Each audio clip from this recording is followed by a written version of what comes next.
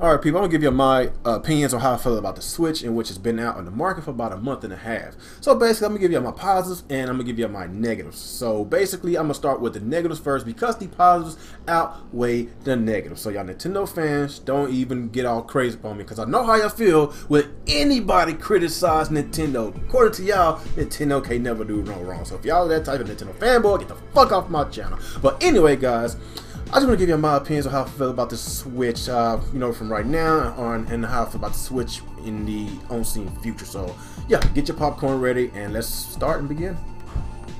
Okay, the first thing I want to talk about is the negatives. You know, first thing that comes to mind right now is the lack of games. You know, of course, let's just be honest. Majority of the people that bought the Switch day one, they bought it for the Legend of Zelda: Breath of the Wild, in which that's basically the only game that was available at launch, unless you want to, you know, of course, they had some little smaller indie titles. Of course, they had their little Bomberman X and want to switch these. You know, those games are very overpriced. You know, and you know, small budget title games that was part of the launch cycle of the Switch. But let's just be honest, people bought the Switch for the Legend of Zelda: Breath of the Wild.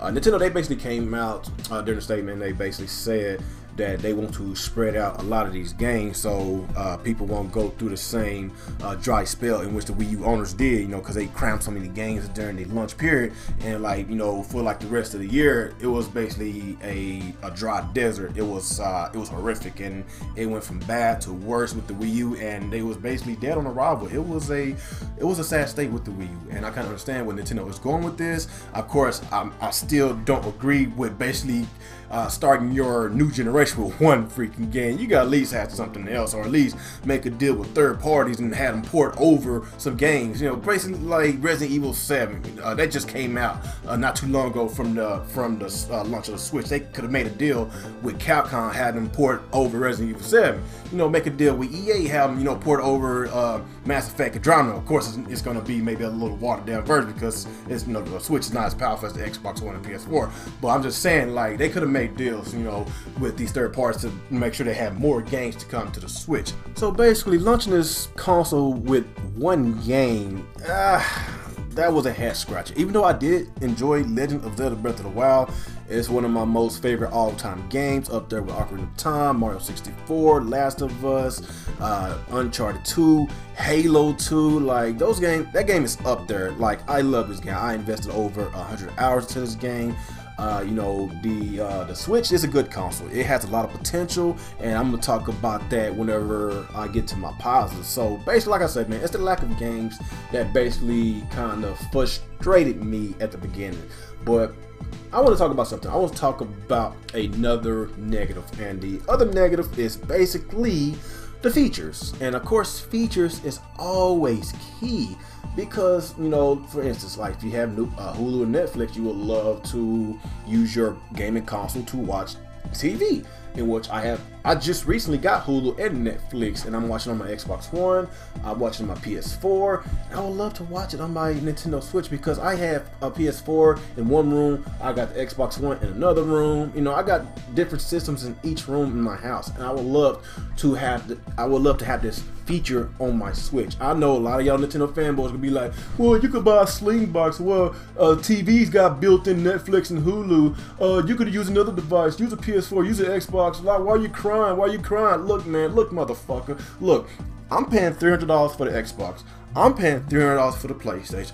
I paid $300 for the Switch. I expect an equal treatment when it comes to the features on my Nintendo Switch. That's all I'm saying. Before y'all start damage controlling in my comments section, I want features. Features is always key. If y'all want to just have a console just to play, go buy a Sega Genesis or a Super Nintendo. Back in the day when you just put the game in and you play, there's nothing else to the console. But this is 2017, and the lack of features is another thing. I know Nintendo did come out and they did make a statement about the Netflix and all that, because people has been complaining about that, and right now I'm complaining about that because I just signed up for Netflix. I want that on my Switch because I go to the nearest console that's by me, and I use it to watch Netflix, or whether I'm in my living room, in my dining room, in my bedroom. It's whatever, man. So, and another thing, lack of an Ethernet port, lack of messaging your friends, lack of voice chatting, in which we have to use our cell phones, and we still waiting on Nintendo to give us an update about that. So yeah, it sucks, man. It really sucks that these standard features in which we're so used to getting on their Xbox One and their PS4, we're not getting on the Switch. And I'm still just trying to understand what this is about. And oh yeah, a headphone jack. Let's not forget a headphone jack. Technically, you do have a headphone jack, but you have to play in handheld mode. But if you don't want to play in handheld mode, you're fucked. You're fucked. And the Pro Controller is not Bluetooth compatible. It's not. The Pro Controller does not have a headphone jack, so this Pro Controller is $70 and it does not have a headphone jack, and you know it's not even Bluetooth compatible. So yeah, that sucks as well too. So hopefully they will come out with another Pro Controller that has a headphone jack or at least Bluetooth compatible, so I can at least play my games or play online and you know use the headsets or whatever. It's stupid. It's really stupid. So basically, people, that's all I have on the negatives, you know, with the Nintendo Switch. So let's go ahead and get to the positives. I know that was kind of a little harsh on the negatives, but it has to be said. Like, I'm not gonna turn a blind eye on stuff that we're missing on the Switch. Lack of games and lack of features like that is kind of mind-boggling and it's a little frustrating, but it doesn't take away that I am enjoying the Switch. It's a really good console. It's a indie heaven system. Like, these indies is going to make a lot of money off the Nintendo Switch just because of the handheld part. You know, indies make sense on handhelds, and that's what's going to drive a lot of sales. People love indies, and I was wrong. I used to thought indies wasn't nothing, and I fell in love with indies. Indies is really good, and it kind of helps drive the gaming industry. And yeah, I had nothing negative to say about the indies, and it's just not about indies. Like, I see this console is kind of like another new coming of the DS, not 3DS, a new coming of a DS, because DS was it sold 150 million, and it had a shit load of third-party support. No, the 3DS had a good amount of third-party support, but the DS, no Nintendo handheld cannot top the DS. The DS was a freaking boss. I'm not gonna say that the Switch is going to sell as well as the DS, because the DS sold 150, but as far as the attention, as far as the support, the games, I think it's going to have DS level type of support. Maybe the first year it might not have as many third-party multiplats in which a lot of y'all are expecting, like the Mass Effect Andromeda, the Resident Evil 7, and you know, these other games that just came out. But it's going to come, and I'm expecting some really big announcements from third parties for E3, because we know how Nintendo is. They like to wait to their big presentation, you know, for them to give us more announcements of games, not just from Nintendo but from third parties as well. It's kind of like when Skyrim was kind of in the Nintendo presentation trailer. Bethesda wasn't allowed to basically give us the information that on whether it was the Skyrim game was coming out for the Switch. They had to wait on Nintendo for them to give us the okay, to give us the confirmation that the game was coming out. So I'm guessing that when E3 comes, we're going to get a lot of big surprises. And just judging the way that this console is selling, why the fuck would third parties go away from this system? Because the system is selling like hotcakes. People still having a hard time finding this system. Go to eBay, go to Amazon, Craigslist. Like, these prices is insane.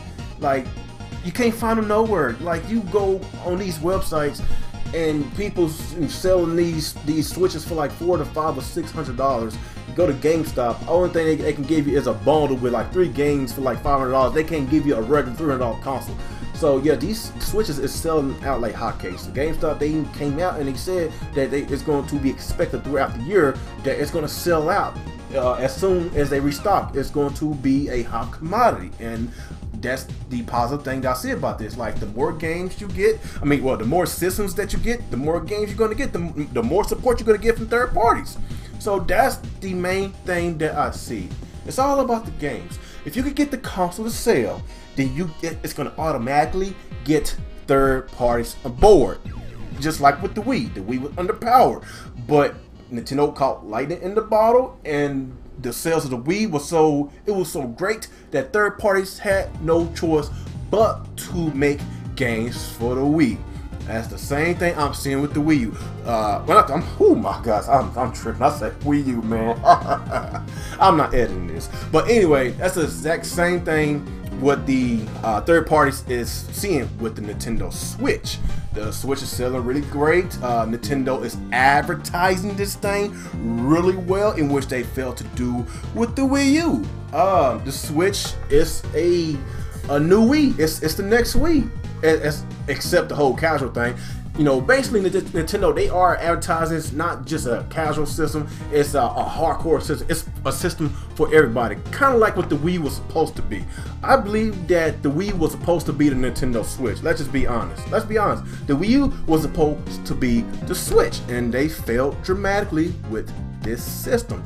So basically, like I say, man, the more systems you sell, the more games you're gonna get. Of course, like I said, we got a lot of these games coming out, you know, with Mario Kart, and you got Splatoon and ARMS, you know, you got the Mario Odysseys coming out later on, Xenoblade 2, you know, got some good, really good first-party games coming out. And when these consoles sell, it's going to basically bring in more support.